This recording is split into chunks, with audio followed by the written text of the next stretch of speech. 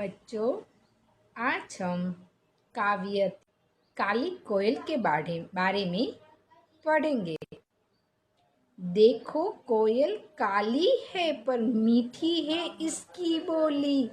इसने ही तो कूक कूक कर आमों में मिश्री घोली। कवि क्या कहते हैं, आप देखिए, जो कोयल है ना, उसका कैसा रंग होता है? काला होता है, लेकिन उसकी बोली है ना, वह बहुत मीठी होती है। वह कुक कुक कर आमों में मिश्री घोलती है। कोयल कोयल सच बतलाओ, क्या संदेशा लाई हो? बहुत दिनों के बाद आज फिर इस डाली पर आई हो। कोयल को कोयल कोयल सच बतलाओ, आज तुम क्या संदेशा लाई हो? कहीं दिनों के बाद इस डाली पर तुम आई हो। क्या गाती हो, किसे बुलाती, बतला दो कोयल रानी। प्यासी धरती देख मांगती हो, क्या मेघों से पानी? क्या कहते हैं कि हे कोयल रानी, तुम क्या गाती हो, तुम किसे बुलाती हो? ये तो बता दो कोयल रानी। क्या तुम इस प्यासी धरती के लिए मेघ को बुलाती हो? मेघ यानी कोयल, यह मिठास क्या तुमने अपनी माँ से पाई है? माँ ने ही क्या तुमको मीठी बोली यह सिखलाई है? कोयल रानी, यह तो बताओ कि जो इतनी मिठास है ना, वो तुमने कहाँ से पाई है? ये जो इतनी मीठी मीठी बोली बोलते हो तुम, वो आपको किसने सिखाई है? क्या तुम्हारी माँ ने तुमको सिखाई है? जो तुम इतना मीठा मीठा बोलती हो, वो अपनी माँ से पाई है? डाल डाल पर उड़ना गाना जिसने तुम्हें सिखाया है, सबसे मीठे मीठे बोलो यह भी तुम्हें बताया है। क्या कहती है कि तुम्हारी माँ ने यह भी आपको बताया है कि डाल डाल पर उड़ते रहना और सबसे मीठी मीठी बातें करना, अच्छी तरह से बातें करना।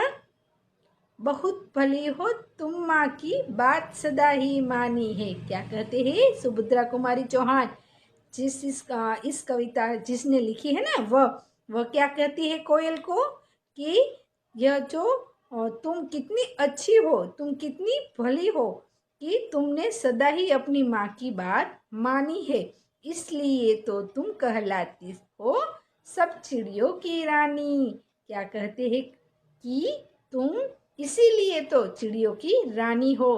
तो हमें आज से बच्चों, आज हम पाठ चौथा मोर हमारा राष्ट्रीय पक्षी के बारे में जानेंगे। बेटा चलो, आपको पता है कि हमारे भारत का राष्ट्रीय पक्षी का नाम क्या है? आप जानते हो? हमारे राष्ट्रीय पक्षी का नाम मोर है। तो आज हम मोर के बारे में जानेंगे। मोर पक्षियों में सबसे सुंदर होता है। मोर का सारा जो शरीर होता है ना, वो बहुत चमकदार नीले रंग का होता है। मोर की जो पूंछ होती है ना, वो लंबी, भारी और मोटी होती है और इस पर रंग बेरंगी लंबे पंख होते हैं। क्या कैसा होता है मोर? तो उसका जो शरीर होता है वो बहुत भारी होता है। उसके जो नीले रंग का, वो पहले तो चमकदार नीले रंग का होता है और उसकी पूंछ लंबी होती है। इसकी गर्दन नीली और लंबी होती है। इसके सिर पर कलगी बहुत अच्छी लगती है। क्या होती है उसके सिर पर? कलगी होती है। और मोर की आवाज़ होती है ना, वह बहुत मधुर होती है। जब वर्षा ऋतु में मोर ट्वाऊ ट्वाऊ करके वर्षा को बुलाता है, वर्षा ऋतु में वह वर्षा को बुलाता है। जब आकाश में बादल घिर आते हैं ना, तो वो मोर बहुत प्रसन्न होता है, वह और खुशी से नाचने लगता है। कब नाचने लगता है मोर? अपने पंख फैलाकर कब नाचने लगता है मोर? तो मोर जब आकाश में बादल घिरते हैं ना, वह देखकर नाचने लगता है और उसका यह नृत्य बड़ा मनमोहक होता है। बच्चे ही नहीं, बड़े भी उसे पंख फैलाए मोर को देखकर बहुत प्रसन्न होते हैं। मोर की चाल बहुत अच्छी लगती है। वह अपने पंजों के बल बहुत दूर और तेजी से भाग सकता है।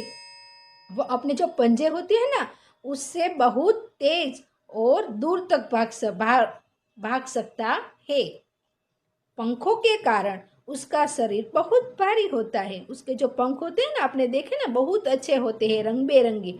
उसके कारण वह बहुत भारी होता है। उससे क्या होता है, तो इसलिए वह दूर तक नहीं उड़ पाता।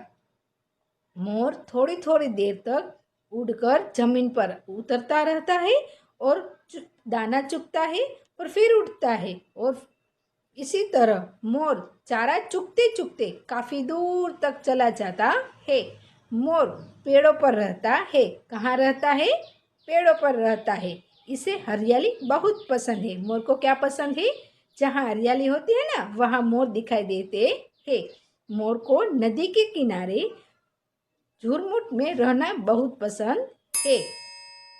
वह बाग बगीचे और खेतों में भी घूमता है। कहाँ घूमता है? बाग बगीचे और खेतों में भी घूमता है। आपने भी देखा होगा ना, मोर अनाज और कीड़े मकोड़े खाता है। क्या खाता है?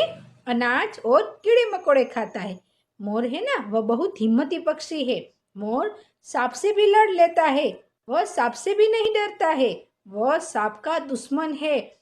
वह अपने चंगुल में सांप को पकड़ लेता है। वो चोंच से पटक पटक कर उसको मार डालता है। फिर वह उसे निगल जाता है।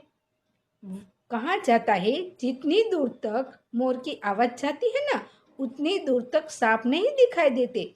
मोर के पंख बहुत सुंदर होते हैं। आपने देखे हैं ना? इन्हें इससे रंग बिरंगी पंखे, मुकुट मुकुट और सजावट की अनेक चीजें बनाई जाती है। क्या क्या बनाया जाता है उसके पंखों से? पंखे, मुकुट और सजावट की अनेक चीजें बनाई जाती है। भगवान श्री कृष्ण हमेशा मोर पंख से बना मुकुट पहनते थे। बच्चों को भी मोर पंख बहुत अच्छे लगते हैं। वे इन्हें अपनी किताबों में संभाल कर रखते हैं। देश विदेश के भी सभी चिड़ियाघरों में मोर देखने को मिलते हैं। उसी तरह मोर हमारा राष्ट्रीय पक्षी है। तो हमने देखा कि मोर है, वह हमारा राष्ट्रीय पक्षी है।